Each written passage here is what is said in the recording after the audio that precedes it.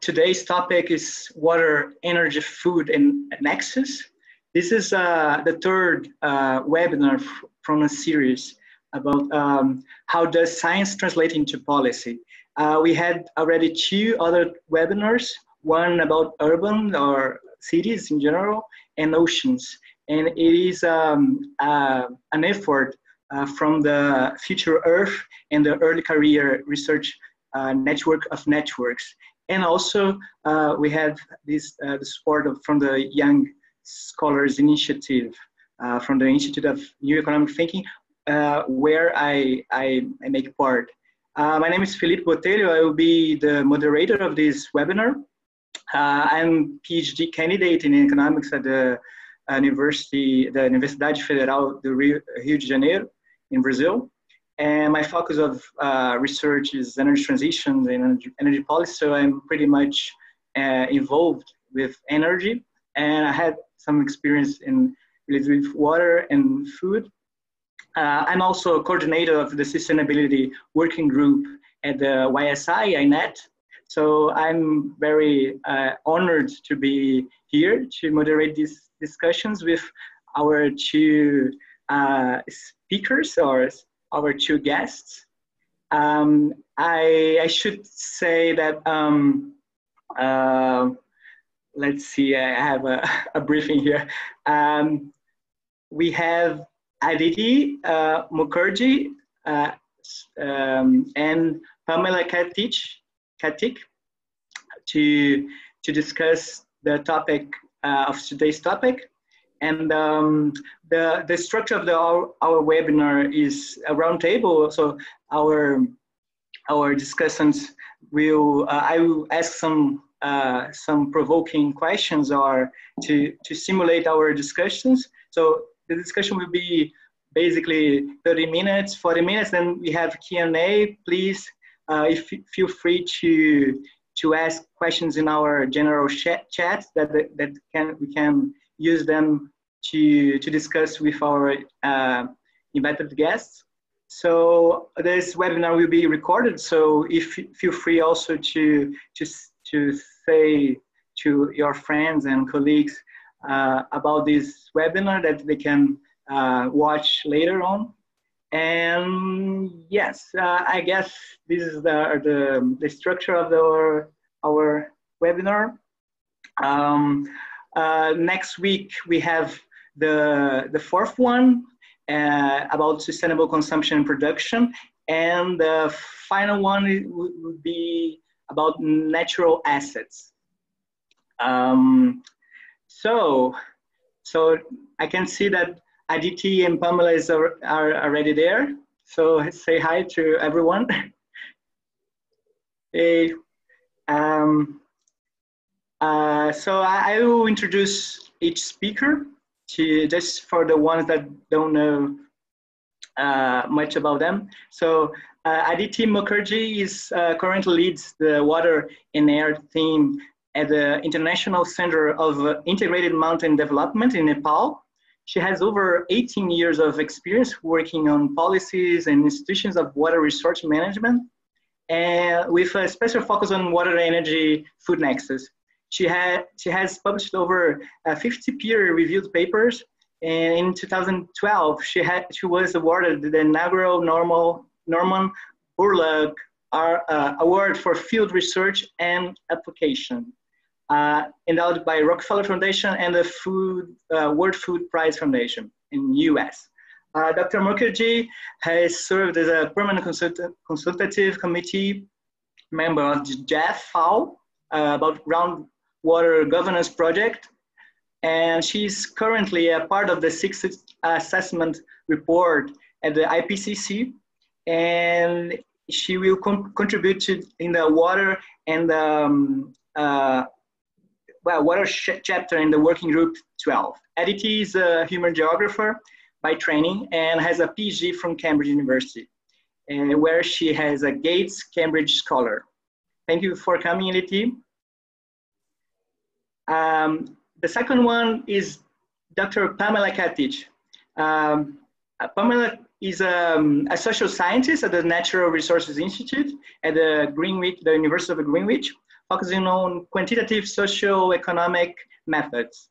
She has a first degree in economics from the Universidad de San Andrés in Argentina, and a master's in environmental and resource economics and PhD in the Australian National University.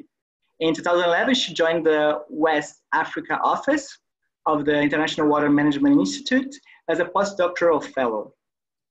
She has led and participated in over 20 innovative research projects and has been active in public forums like this one we are now in, and also advised the implementation of agricultural research for development programs in West Africa region. She has field experience in numerous African countries and South America. She said that she speaks Spanish, English, some French, and Portuguese. I probably will test this Portuguese part, but by the way, I'm Brazilian. And yes, really thank you for coming. And so the roles, okay. So just to test if we are already set here, I can hear you. Can you talk or test our mics here? Yeah. Okay. Can you hear me? Yes. Good. Yeah. So Aditi, could you please briefly introduce your work and also the Water Energy Food Nexus network to people who are less familiar with?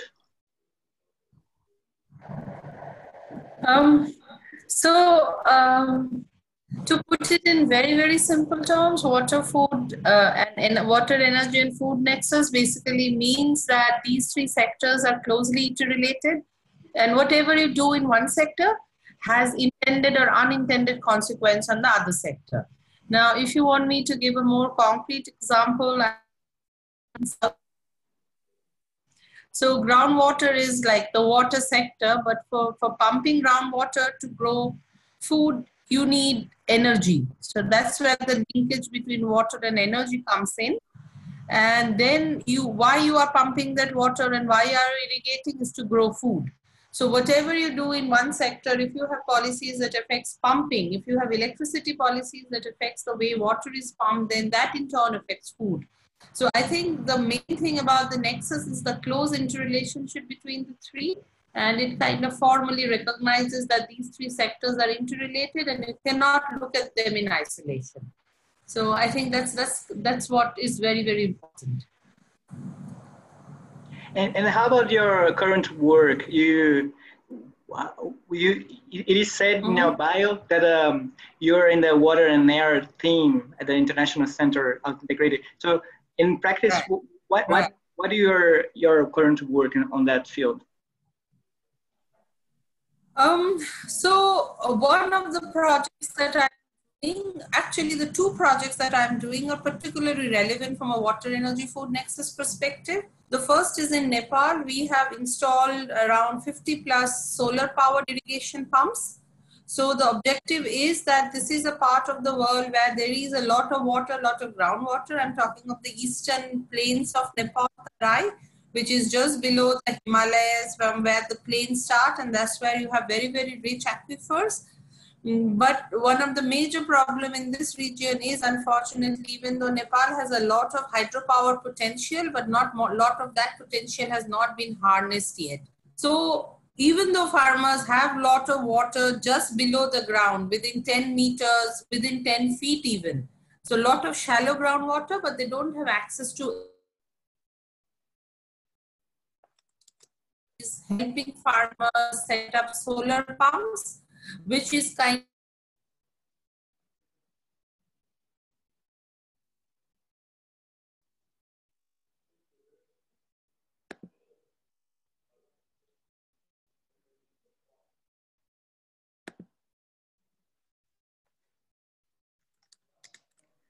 Well, I think the network is going down for ADT. Let's wait a few seconds. Yeah, we are losing her. So, well, let's jump to Pamela then. Pamela, could you please briefly introduce your work, and particularly in this field of water, energy, and food, and also explain what your activities at the Future Earth's Water, Energy, Food, and Network. Okay, thank you very much. I've worked in the intersection of these three domains for quite a while now. It's not the only thing that I do research on, but it's one of my main areas.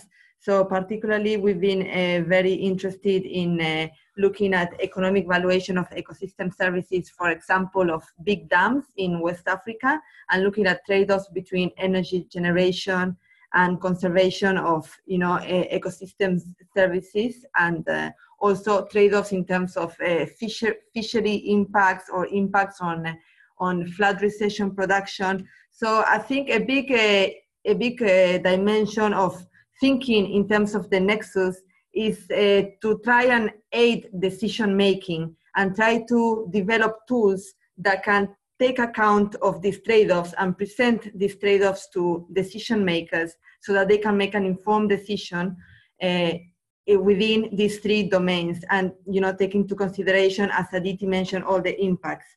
So in terms of the Future Earth's Water, Energy, and Food Nexus CAN, is a knowledge action network. What I've been mainly involved in is a proposal that we developed to create a new network around small-scale or artisanal gold mining in Africa. Small-scale gold mining is quite a very important activity for the livelihoods of many people in Africa. However, it is seen in a very negative way because of the environmental impacts that it has, which are many times negative.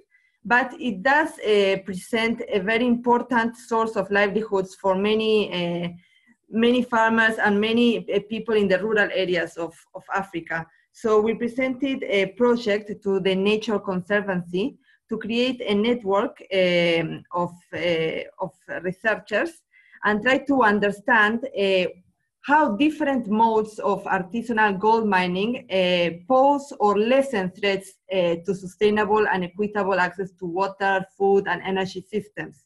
So we want to acknowledge that not all mining is bad, and there's many different types of mining and many different modes, private, public, many different types of engagements.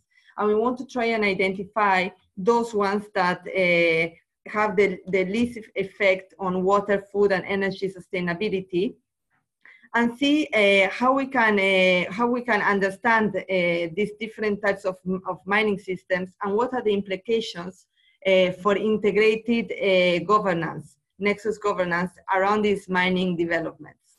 So that is, I could say, one of my main involvements at the moment with the Nexus CAN in the Future Earth. Okay, thank you. Still in this topic that you mentioned about that artisanal mining, it just comes to my mind that actually most of the problems regarding water, energy, and food nexus actually affects the poorest, right? So the inequalities are around our economic system is also, I mean, these kind of problems affect even more for the poorest. So when you said that artisanal mining that can be treated as in a more sustainable way, you are also like saying that there's some economic activities that are in general undertaken by these poorest people or at least communities or small communities that must be taken into account in this inequality complex of our work. Oh, just to mention, I guess we had Aditi again, so this is nice. So I will jump to Aditi in this in our talk. So, and Aditi, how research of the the water, energy, food nexus can change policy? So I think very often policy making happens, as you know, in most countries of the world, even the developed countries. Unfortunately, it happens in a very sectoral form. You have a Ministry of Water and you have a Ministry of Energy and a Ministry of Food, and they don't really talk so much with each other.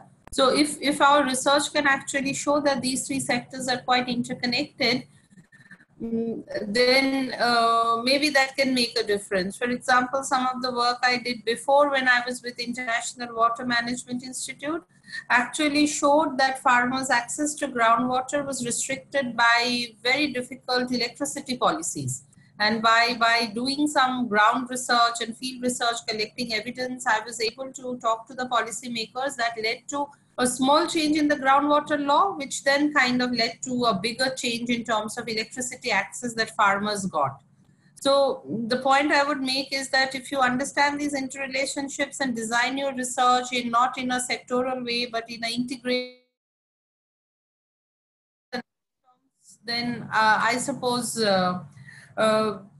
change in policy is possible. Having said that, we also have to remember the change in policy is often a matter of serendipity. You know, sometimes policymakers are looking for a change. Then if you have your research ready and that research appeals to them, that change is possible.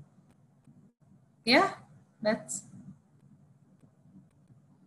Yeah, sure.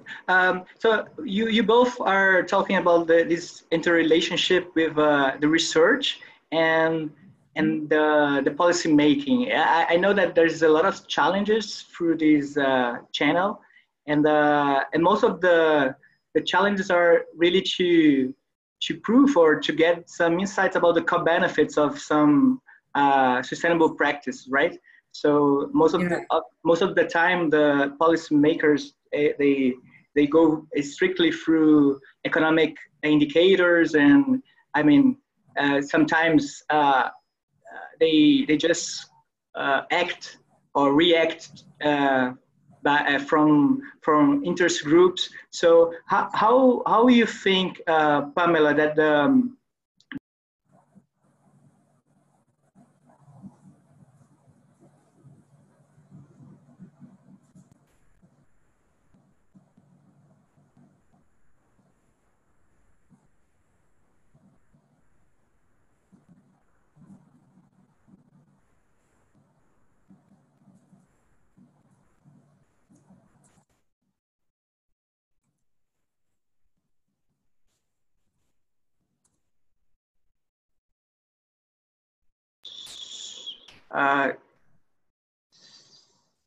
sorry, now you're hearing. Sorry, I would ask you, Pamela, what's the challenge that you can highlight when dealing with policymakers, and especially when we are trying to talk about co-benefits, and the researchers trying to point out the benefits of some sustainable practices. How hard is this dialogue with government, and especially then they react to group of interests or sometimes just economic results or outputs? Okay, it can be quite challenging, but sometimes it really works, I would say. I think it can be challenging, but many times it's also our fault, our researchers' fault, because the way sometimes the research is done a little bit in isolation from the policy framework and without consideration of their priorities and all the the different actors and how they interact and how all the different influences on the investment or on like the success of a certain technology or a certain arrangement or a certain institutional innovation. Sometimes research is done without considering fully the context. And so when you want to present your policy brief or your results or however you have packaged your tool to the policymakers, then they point out that that is not really feasible, or you didn't look at this aspect, or it's just not a priority, or you missed something. So I think sometimes the communication is not easy in that respect. But on the other hand, I would say that I've had positive experiences working with policymakers in the same project. So whenever I've worked with policymakers as a direct partner, and not as a beneficiary, but as actually an agent in the same project that I'm working on, and we are kind of equal, and we're both doing research, of course, at different levels and with different types of engagements. But when we are all working together in the same project from the start, from the development of the project, then in that instant, it has really worked, because you can guarantee or be very, it's very likely that what you are developing is actually something that is really addressing the challenges that are real and that are pressing on the ground, and also that you're also taking into consideration the policy context, and you're not developing tools and solutions in isolation from that. So I would say that it's a challenge, but it's also an opportunity. The way you look at it, you can work around it and make it a win-win. Thank you. And regarding this, how researchers can talk or can present their findings and drive some smart policies, I would ask Aditi, how is the, you said that you are participating in IPCC's assessment report, right? So I would love to hear from you the discussions and how they are treating the water and other topics, related topics in IPCC framework. Right. So I'm relatively new to the IPCC process. I mean, of course, the 6th assessment report, that starts only in January. So my first meeting is in January 2019 in Durban. So I can't say anything specific about the water report right now, but I had a little bit of previous experience now, because I'm also a review editor of another report, which is a special report on oceans and cryosphere in a changing climate. It's called SROC. And I attended the 3rd meeting, which was in Lanzhou in China. And what I found very, very interesting, but I think not as a surprise, was the IPCC report per se is purely a scientific endeavor, in the sense that our job is to really synthesize and assess whatever is the state of the knowledge scientifically, since the last assessment. So this is the ARC.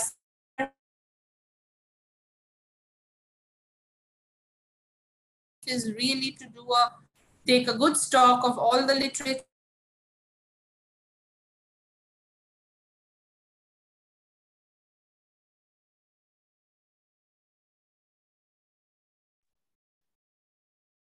I think we are losing her again. Let's wait a few seconds. Yes.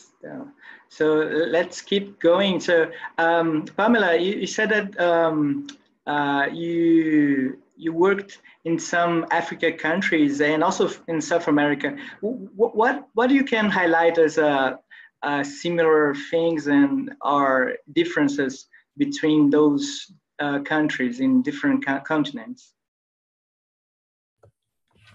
Oh, okay.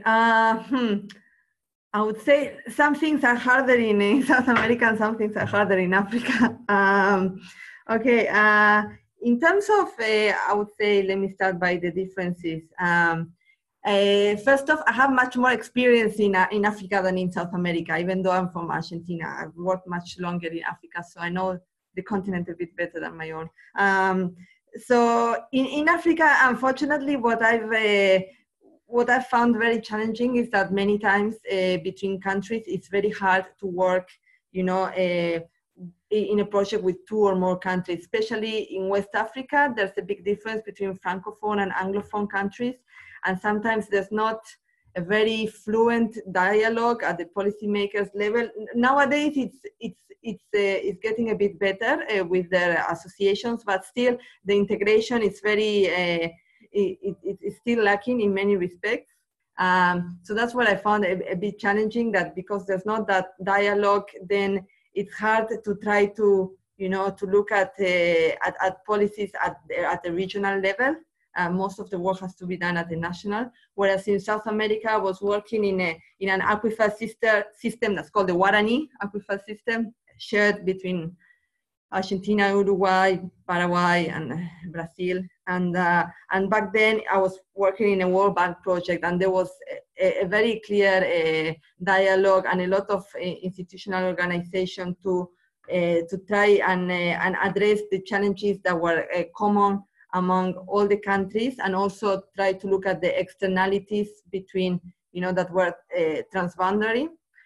So in that respect, I thought that in South America, there was a lot more integration and it was easier. However, for example, I also worked in Peru, in the Amazon for another project, and I found that more challenging than in Africa, working with indigenous people in those areas, because there's a lot of politicization and a lot of land issues, land problems. So sometimes when we come to do research, it's very hard to build trust. Whereas in Africa, people are a bit more welcoming or at least in many parts, they're very welcoming of people coming and trying to work with them and trying to develop, technologies or solutions to manage land and water more efficiently. But in some areas of Peru, we found that it was very difficult to build trust and to work with such communities because of a history of land issues and other problems with oil and etc. So yeah, I would say those are a bit of my experiences. Thank you. Oh, by the way, if the participants that are watching this webinar, if you have any questions, you can just write it in our general chat, and then we can ask to our guests here. I can see one question from Rodrigo. What are the methods you've been using to analyze or quantify, assess the Nexus, right? So how to integrate physical and economic data aiming to justify better options for policy making. So let's go first Aditi and then Pamela to try to answer this question.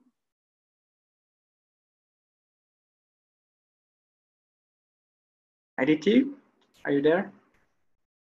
I think, yeah. So Pamela, if you take a step. Okay, sorry, I was muted. Okay, in terms of the integration of disciplines, okay, this is not easy to do at all. I'm a modeler, is what I like doing. I like working with integrating, hydrology and environmental sciences with economics. But okay, I think it's difficult to do this type of interdisciplinary studies. But however, I think if you are aware of the limitations of the methods you are applying, and you design the methods to answer the questions that you are posing yourself, and not the other way around, then it can work, and you can really develop, some tool or some solution that will help someone. So I would advise that you don't get lost in making the perfect model, or try to make it as, as strong or as sophisticated as possible, and try to tick all the boxes of every discipline, because that is just impossible. And it would also, it would waste resources for something that at the end of the day might not be useful. So just try to, to set I would say, a research question or a decision that it's very clear and very specific and useful. And then based on that, try to see, okay, which are the methods that you can use to solve or to try to answer that question. Now, there's a lot of type of methods, dynamic programming, Bayesian analysis, I don't know, there's agent-based modeling. You know, you could carry on all day. There's so much literature on interdisciplinary modeling.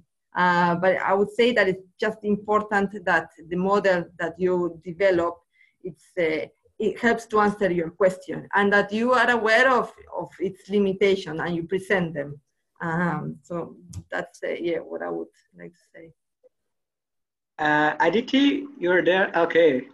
Can you answer this question about which method you are used to deal with this problem of this nexus?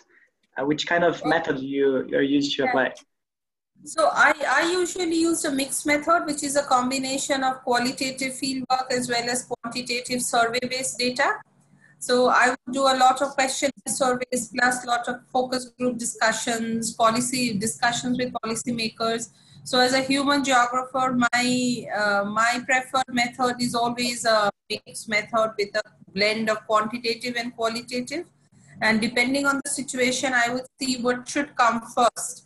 Sometimes you need, usually what happens is first you go to a certain area, then you do a qualitative understanding of that area. Then the second step would be to do more detailed surveys, and then surveys sometimes throws up quite interesting results which weren't captured at the beginning. So you follow up that survey again with qualitative methods. So that would be an ideal sequence. If you can do it, then try and, you know, do all. And I also like Pamela's answer about agent-based modeling. I haven't done it myself, but I know.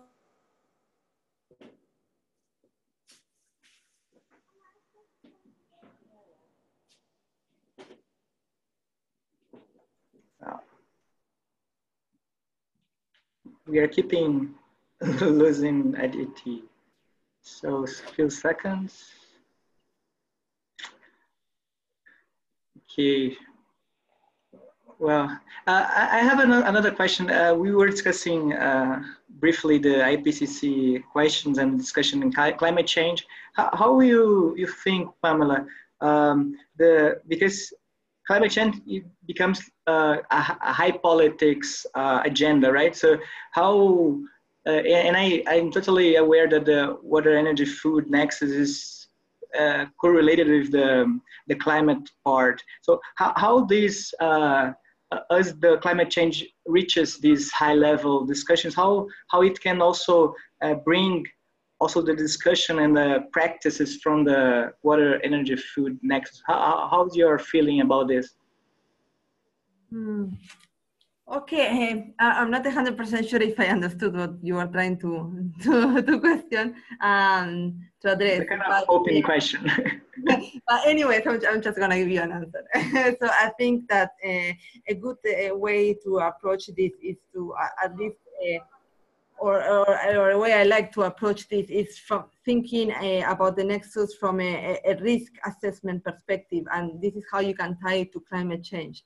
Because climate change, what it does, okay, it's the change of climate that is posing risks, extreme, events and risks to the loss of life, the loss of livelihoods, the loss of ecosystems. So I think it is important that we look at the nexus in relation to climate change in terms of, assessing these risks at different levels. So at the international level, the national level, and all the way down, and trying to assess, okay, what are these risks? What are the people that are vulnerable to these risks? What are the triggers, of these risks? And so you can see what are the variables that you can change to influence those risks and minimize them.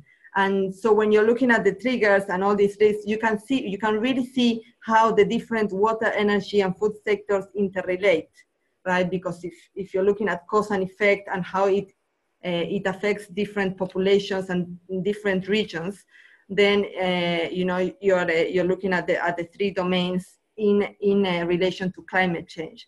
So I think thinking about the nexus in terms of risk assessment and the development of options to address those risks and minimize them and try to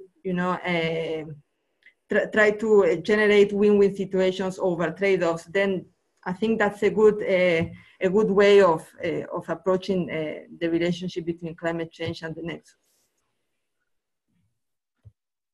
IDT, have you heard the question is how the climate change agenda can bring also elements from the water energy nexus or food energy water energy food nexus approach, how it interrelated and how climate change can also brings a channel to discuss with policymakers.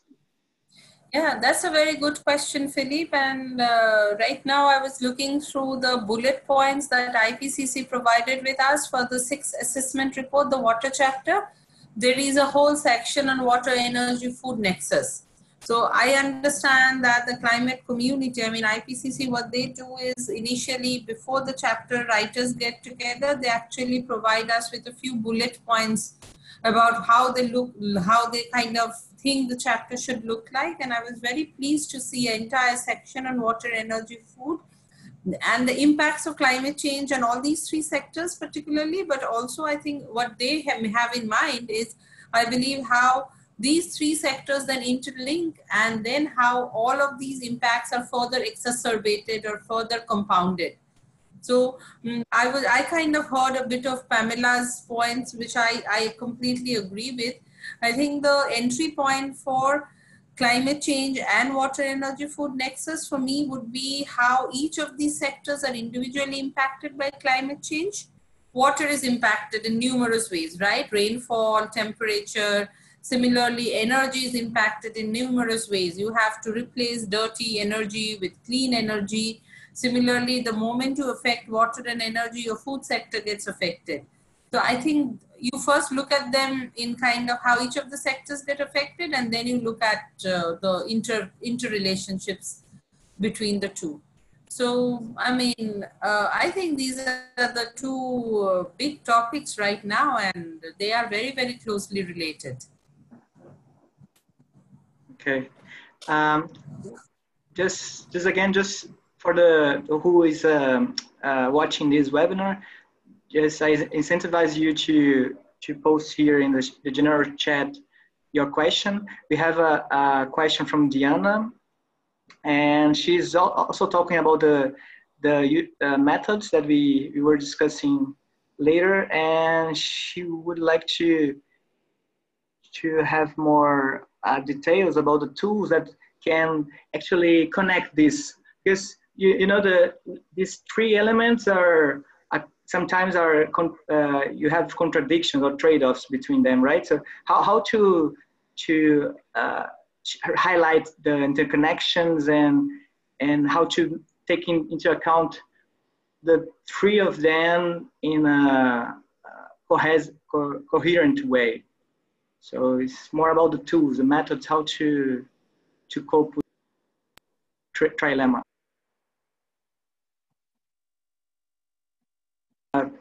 Pamela, I don't know if you can step in.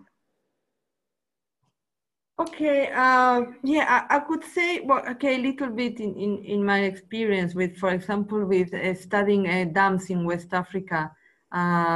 So I worked a few years back, well, no, a couple of years back actually, on an agent-based modeling. It was a methodology we applied to look at different scenarios, at the impact of different scenarios of dam development on energy production, on agricultural production, and on environmental benefits. So basically what we did with this model is to look what would be the impact of building various dams across the Niger River in West Africa, and what would be the impact of different management actions of these dams. So, right, not all dams are, of course, the same, and you can build them, with a certain capacity at a certain position in the river, etc. So you can see, with all these different decisions that politicians, or well, not politicians, that decision makers have, you can see the impacts on energy production, the impacts on agricultural production, and the impacts on the ecosystems, right, on all the mangroves and all the environment downstream of the dams. So what we did is we look at what would be the trade-offs, of different different dam development scenarios on these three domains.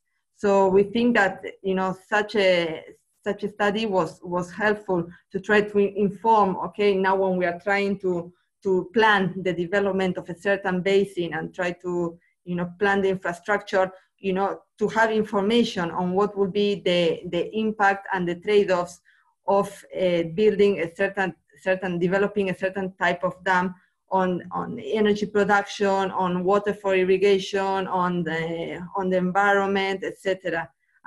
So I think this would be an example of information that is generated by, you know, assessing the nexus and how a decision maker could make use of it. Yeah, it's quite interesting. My background is in energy specifically, and it's quite interesting when you go for the energy scholarship, energy economics especially.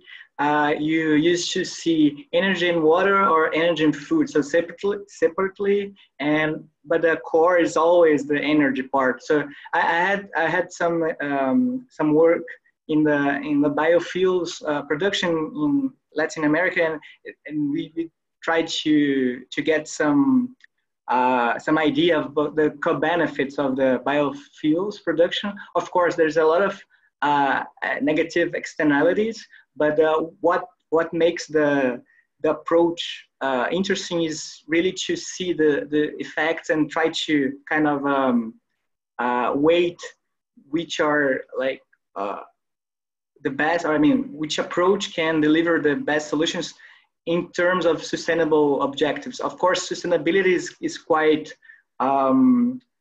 fuzzy in the sense that you need to have some rules or some understanding about the ecosystems and society. But for sure, research can get a say on that and can help wiser decisions. And so I don't know, IDT, you have any say about how to integrate these three elements? If you have, just step in.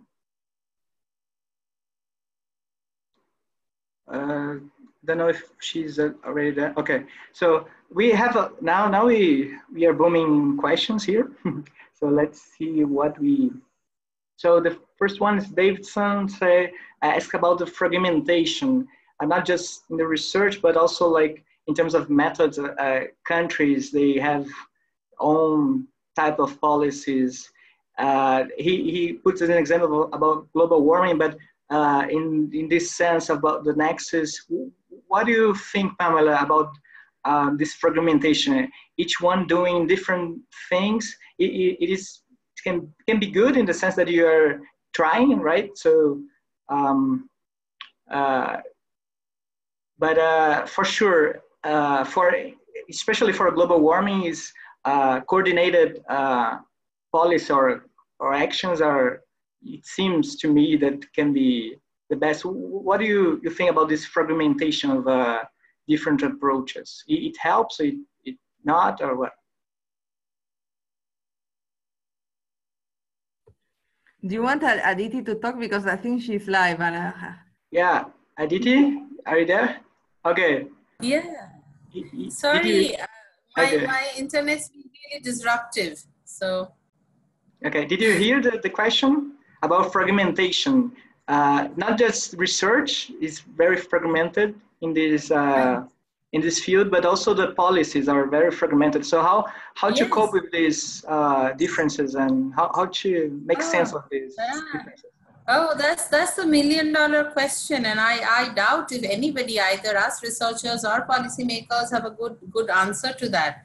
You know, it's easy to say that we should be all more integrated, but the political economy of policy making is such that each of the ministries have their own interests. There are each interest groups, and while in theory it might seem that everybody should come together and, you know, work together, but the power dynamics in the government, for that matter, among research institutes, is such that in spite of knowing that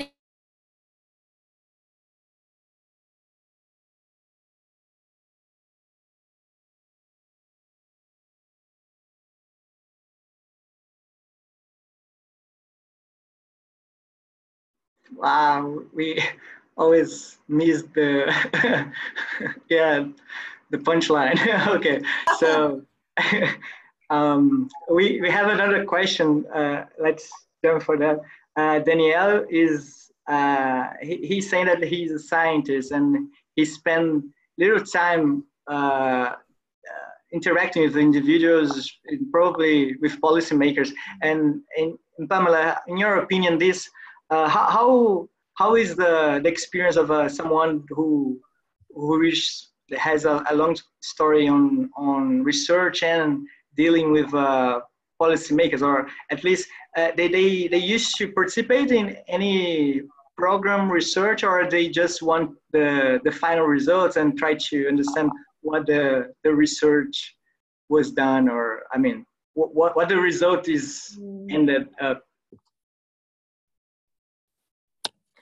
No, so no. What I think, well, at least in my experience in most of part of Africa, most policymakers they would work with scientists or be involved in, in working groups and networks and different types of engagement. Sometimes more directly in projects, like in my experience. So I think in many areas, policymakers are really involved, but of course I'm a social scientist. So perhaps, although I do a lot of interdisciplinary research, perhaps maybe for social scientists, it's a bit easier sometimes to interact with policymakers than, for example, if I were a biotechnologist.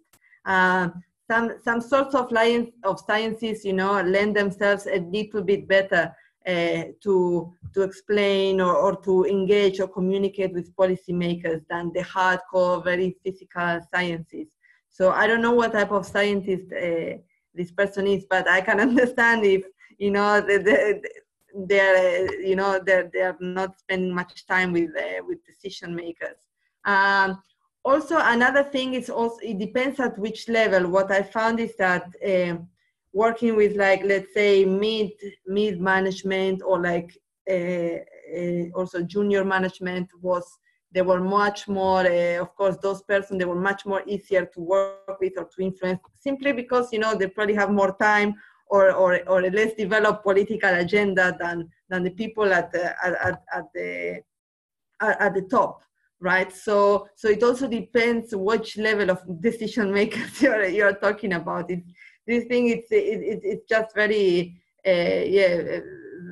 very diverse, right? Depending on the level that you're looking at. And another thing that I just want to mention about this is that sometimes, you have to try and keep an eye for those, what I call like policy champions, which are people that are very interested in research and that really want to help you, get your message across and try to understand how your research can really, inform their policy. And there's many people that are very open, to work with researchers and to try to move your message up, So if you can somehow identify those people in the decision making institutions that are relevant to your work, then that could really help you. Aditi, are you there? Don't know. She's okay. And in this point that you mentioned, that we are talking about like this word policy making. Policy making is a kind of a fuzzy word also, because you have different institutions, right? So agencies, civil workers, and I mean how institutions can strengthen these approaches or the research. I mean, we are dealing with this nexus that there's three elements that basically are three different sectors that they have this interconnection. But sometimes when it comes for energy, you're dealing with companies, with big companies and everything, or food, you can go either big agricultural activities or small ones for for small communities and families. Water can be also like very sparse or concentrated in some agencies. So how deal with different sectors and the institutions that related? I mean, the balance of power is quite different and difficult to reach. How networks, the researchers networks can dialogue with these agencies, and how is the role of agencies in this field? By agencies, you mean like institutions? I mean, because the thing is, when you go for policy making, so there's some overarching questions that sometimes you just, as a way to make as a state policy, you build up institutions, right? So there's, for some fields you have lack of institutions, other fields you have strong institutions, and so this heterogeneity is everywhere. Okay, I think it's good to think about it in terms of development processes and which are the actors that are particularly relevant in the context that you're looking at. You can't really generalize, as you well say. There's a lot of heterogeneity depending on the area that you're looking at, on the region, on the crop, or on, you know. So I think it's important to understand, for example, when we look, if I'm looking at a region in Africa and a development process, an irrigation development process, for example, and try to look at the influences of farmers. You want to look at how the investments of NGOs, the investment of different donors, the investments of the government, of the farmers themselves. So I think it's important to look in terms of the development process of that specific region that you're looking at, and see which are the actors and how they're influencing this development process and what is the role. And then, you can try and see how you can, generate a dialogue that will move that development process to achieve a livelihood enhancement, for example, or conservation, or more ecosystem services, better ecosystem services, or whichever development outcomes that you're trying to pursue or to promote. So yeah, it's kind of a tricky question, I would say, but I think it's important not to stop thinking on silos. I think that's one of the main messages of the Nexus, and try to think about processes that are fluid and that are influenced by a lot of different types of actors. So yeah, as you well say, when we think about policymakers, I try not to use policymakers and use decision makers, because policymakers is a little bit, it has a bit of a connotation. But when you say decision maker, it can be, private, public, it can be the farmer itself, for example, or it can be an NGO, it can be a donor that has a huge influence in certain processes. So I think it's important to think about it in terms of a process, and how different actors are involved in this process. Okay. So we are approaching to the end of our webinar. If you have some last question, just right here, and then I don't know if we can have still time to answer. Pamela, just we are in this early career researchers network. So you have any suggestion for people who are starting or thinking to engage in this research field? What's your experience? What they should try to find, or which way to go? Okay, well, I can say something I would have liked to do when I was a younger researcher. I don't want to think that I'm old yet, but something that I would have liked to do, but I didn't do because of, sometimes you just don't get the chance to. But if you're young or just a new graduate or still a PhD student, I would really, really recommend that you spend some time either as a volunteer or an intern or a young researcher in a public institution. It could be like a ministry, or it could be some kind of regulatory authority, you know, to kind of get a flavor of, you know, what, you know, the people in other type of institution that is not a purely scientific institution, how the decisions are made, and you know, to get a more insider look into that decision-making process that sometimes scientists we forget about, and we think it's just a question of choosing A, B, and C, but it's not like that. It's much more complex. So if someone gets a chance, you know, to get that insider experience with a totally different type of institution that is not academic or researcher, I would really recommend, especially if you're trying to generate research that will influence, you know, policies and investments. I think this would be something that, you know, it would be very useful. Okay, thank you. I guess we lost Aditi. I really want to thank Aditi and Pamela to be our speakers, and it was very interesting, and especially you all in the same research field but different backgrounds, right? So yeah, thank you. And thank you for all the participants also watching us. I invite you all to keep watching and participating in our webinar series. We have the next week, October 9th, sustainable consumption and production, and the final one would be natural assets. So I'm very honored to be invited as a moderator, and it was very insightful discussion here. So thank you for all, and I think I will close now and see you then. Bye. Great, thank you. Thanks for inviting us. Okay, bye-bye.